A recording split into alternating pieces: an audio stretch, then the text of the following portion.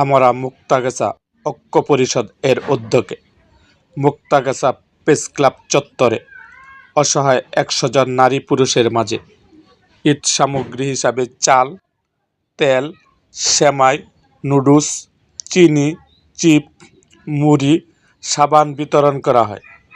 এ সময় উপস্থিত ছিলেন প্রেসক্লাবের আহ্বায়ক ইমামউদ্দিন মুক্তা, সদস্য সচিব ফেরদৌস আলম, সংগঠনটির উপদেষ্টা মোহাম্মদ তারেক সালাউদ্দিন, সভাপতি ভারপ্রাপ্ত মাজনুন হাসান সোহাগ, সহসভাপতি সালাউদ্দিন আহমেদ শাহিন, সাধারণ সম্পাদক রাশেদ আকন্দ রাজীব, সহসম্পাদক হুমায়ুন কবির, সাংগঠনিক সম্পাদক মোহাম্মদ হাবিবুর রহমান কাঞ্চন ও সংগঠনের সদস্যবৃন্দ।